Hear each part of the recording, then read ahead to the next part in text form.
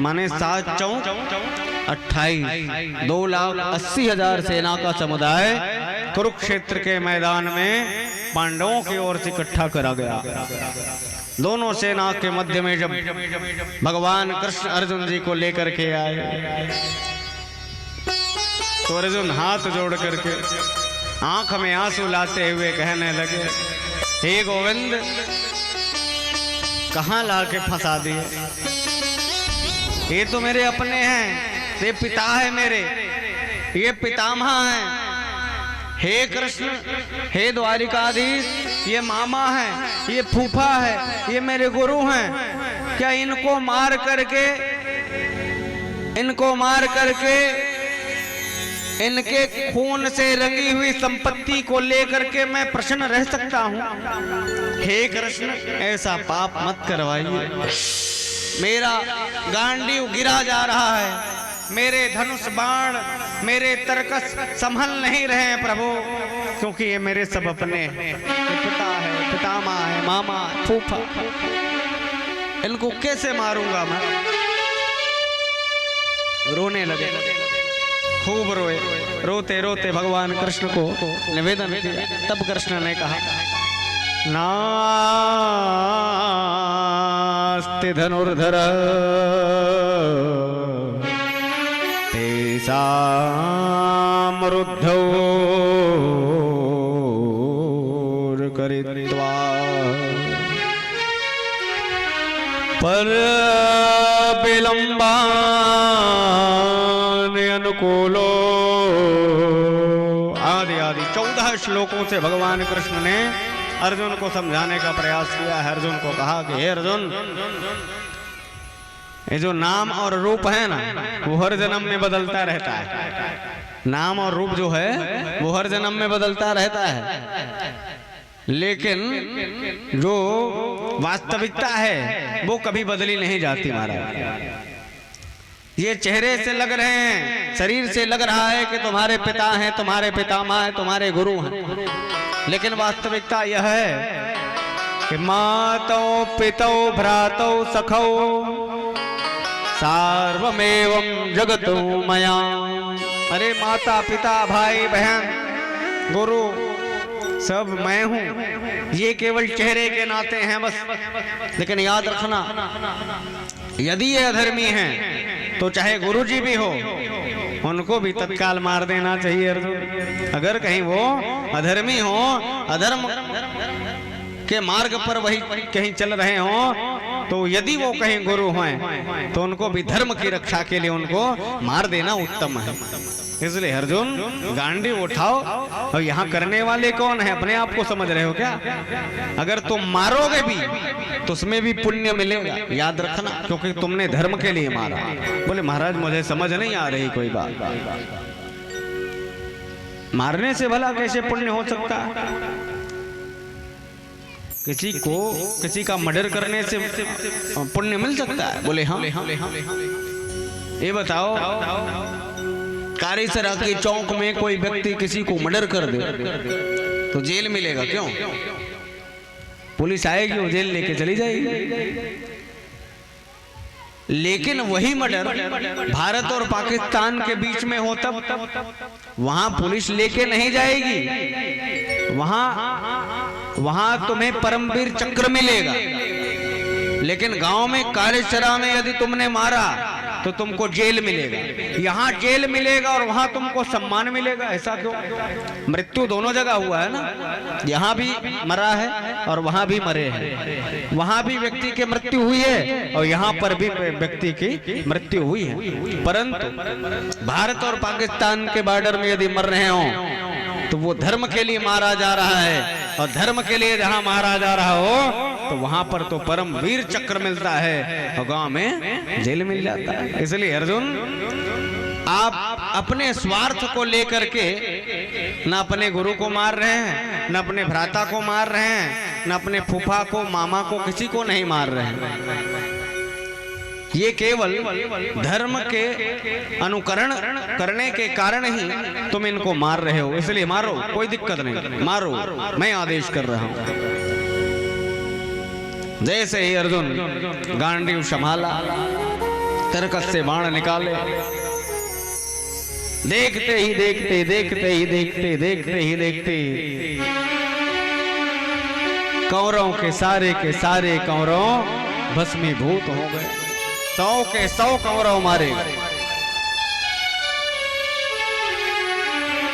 देखो, एक एक कौरव का पूरा विस्तार से चर्चा हम नहीं कर सकते हैं ना, क्योंकि विस्तार से चर्चा यदि करें तो समय का भी अभाव है, और जहां पर हमको कथा कल पहुंचनी थी अभी तक के नहीं पहुंचे, इसलिए स्पर्श करते ही जाएंगे, क्योंकि हरि अनंत हैं, उसी प्रकार से उनकी कथा भी अनंत है। और सबसे बड़ी बात यह है कि कथा में थोड़ा सा यदि अमल आ जाए, 7 दिवस के कथा में यदि श्रीमद् भागवत महापुराण के एक अंश भी यदि हृदय में आ जाए और उनको कहीं हम मान लें, तो मैंने श्री सुखदेव स्वामी जी ने कहा, मुक्तिम भयाद भागवतो शब्द, भागवत के एक शब्द से मुक्ति का प्रस्ताव श्री वेदव्यास जी ने रखा है हम सबों के बीच में, जो सार्थक है। श्री सुखदेव श्री सूत जी महाराज ने सौनक जी को लक्ष्य करके हम सब लोगों को कहा कि जब सारे के सारे कौरव मारे गए, गांधारी मैया पहली बार उस दिन अपने आंख के नेत्र की पट्टी को खोली, और पट्टी को खोल करके वहां कुरुक्षेत्र के भूमि पर आई हैं, और आकर के चारों तरफ जब देखती हैं तो क्या दिखा, स्वानो पक्षियो तातो पुत्रान् मृत शरीरो खादशीह, कुत्ते कौवे बिल्ली उनके अपने बेटे के शरीर को नोच नोच करके खा रहे हैं। मैया गांधारी देखी, रोते रोते कहने लगी, वारे कन्हैया, वारे भगवान, दुनिया के लोग तुम्हें भगवान कहते हैं, द्वारिकाधीश, मेरे 100 के 100 बेटा जो कोख में मैंने पाली, उन सारे बेटों को तुमने मार दिया, सारे 100 के 100 कौरव पुत्रों को तुमने मार डाले। अरे 5 पांडव में एक पांडव पुत्र भी मर जाता तो दिल को तसल्ली तो मिलती कन्हैया, लेकिन वाहरे निष्ठुर, तुम्हें थोड़ी भी दया नहीं आई।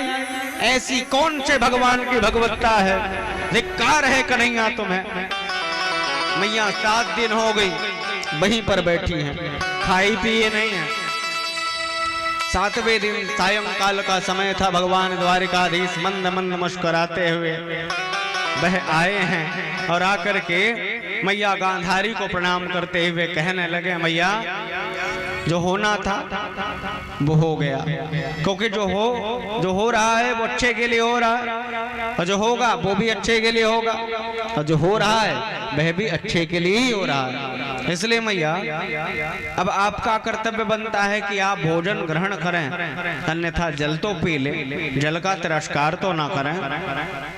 मैया कहने लगी, वारे यादव, वारे कन्हैया, क्या इसी देह को और इसी शब्दों को भगवान कहते हैं, जिनके 100 के 100 पुत्र मर गए हैं, और उनके लाश को, उनके मृत शरीर को चील कौवे नोच नोच करके खा रहे हैं, उस मैया से आकर के तुम बोल रहे हो कुछ पी लो, कुछ खा लो, धिक्कार है तुम्हें, भाग यहाँ।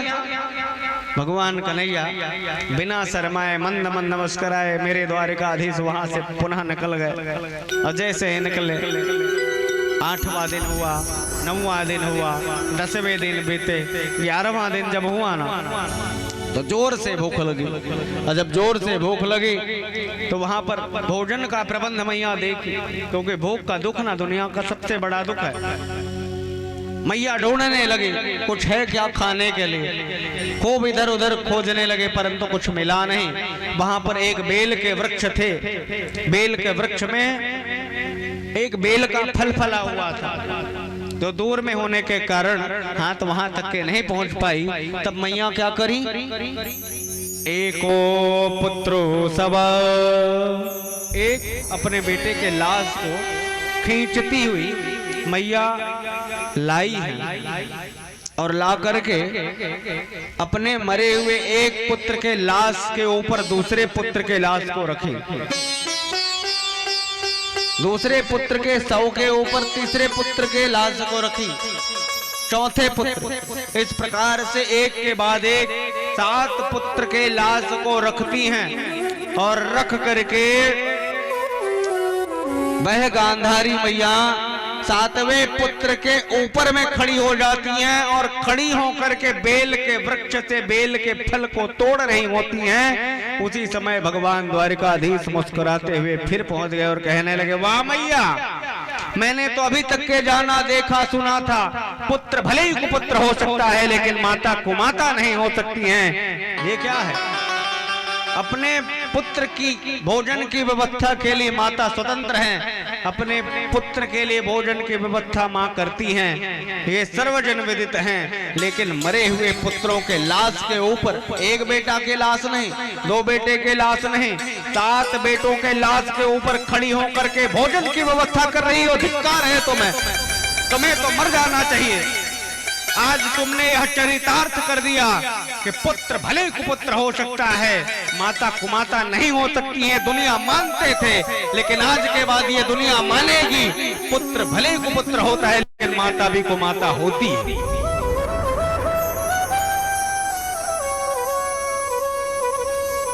हाथ जोड़ करके मैया उतर गए। देखो, ऐसा मत मानना कि महाराज जी कथा कहानी बता रहे हैं, नहीं लिखाया है, इसमें लिखाया है भाई। आप हमारे जहाँ पर रहते हैं स्कूल में, हाँ, वहाँ पर भागवत महापुराण के पुस्तक को हम रखते हैं, नहीं तो यहाँ पर गीता गोरखपुर प्रेस का है, उसमें स्पष्ट है ना, दिखा भी देंगे, कोई दिक्कत नहीं। और आज तक के हम दृष्टांत भी बहुत कम देने का प्रयास किए हैं अपने जीवन में। जो कथा है उसी के वास्तविकता में बोलने का प्रयास इस शरीर के द्वारा होता है और हमेशा होगा। ये गांधारी मैया 7 बेटे के लाश के ऊपर खड़ी होकर के भोजन का जब प्रबंध कर रही थी, भगवान कृष्ण आए हैं और कृष्ण आकर के कहने लगे, मैया मैंने तो 7वें दिन आके कहा था कि खा लो, परंतु आप माने नहीं। मैया गांधारी ऊपर से नीचे आई और हाथ जोड़ करके कहने लगी, हे गोविंद, निर्धनम जीवनम अति कष्ट गोविंदो। हे गोविंद, ये जीवन में ना बहुत बड़ा दुख निर्धन होना है। निर्धन होना ये जीवन का बहुत बड़ा दुख है गोविंद, और इससे बड़ा दुख यदि इस जीवन में है ना तो जरा कष्टम कष्ट में जीवन गोविंदो। जरा का कष्ट माने बुढ़ापे का जो कष्ट होता है ना, ये इससे बड़ा कष्ट है हमारा। बुढ़ापे का जो कष्ट होता है, ये निर्धन होना एक अलग कष्ट है गोविंद, परंतु निर्धनता से भी ज्यादा बड़ा कष्ट ये दुनिया में कुछ है तो बुढ़ापे का, जरा का कष्ट बहुत बड़ा कष्ट है गोविंद। लेकिन इनसे बड़ा कष्ट यदि कोई है, पुत्र शोकम महाकष्टम, जवानी में जिनका बेटा मर जाए, एक नहीं सबके सब मर जाए, सब बेटे मर जाएं, सब बेटी मर जाएं, इससे बड़ा दुख और कोई हो सकता है गोविंद। परंतु क्षुधा कष्टम कष्टात्तर कष्टात्तर गोविंद नास्ति कष्टम। भूख से बढ़ करके इस दुनिया में और कोई दुख नहीं है गोविंद, मुझे क्षमा करना प्रभु।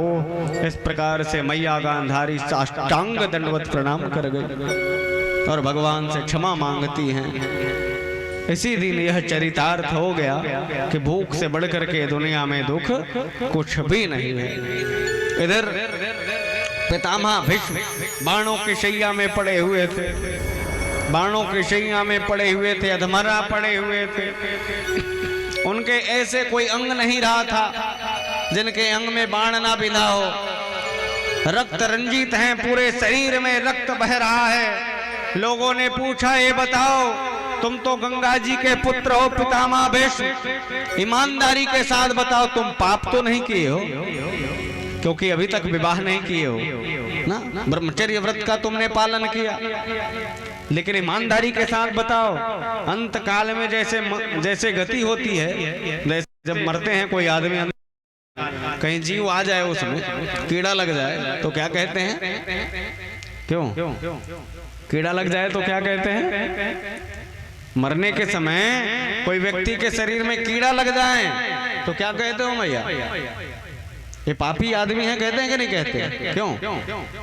पापी आदमी का जो पहचान है वो हमारे समाज को मिल जाता है कि नहीं मिलता है? लोगों ने पितामह भीष्म को कहा, हे पितामह भीष्म, कौन से ऐसी अपराध आपके द्वारा हुआ है जो आप इस प्रकार से पड़े हुए हैं? बाणों की शैया और प्रत्येक अंग, ऐसा कोई अंग नहीं है जिसको अंग बिंधा ना हो, ऐसे कोई अंग नहीं है जिससे खून ना निकल रहा हो। चारों तरफ खून ही खून दिखाई दे रहा है, रक्त रंजित हो गए हैं पूरे शरीर। हे पितामह भीष्म, आप बताने का कष्ट करें, कृपा करें प्रभु। बोलिए श्री वृंदावन बिहारी लाल की। थोड़ा और धीरे बोलना।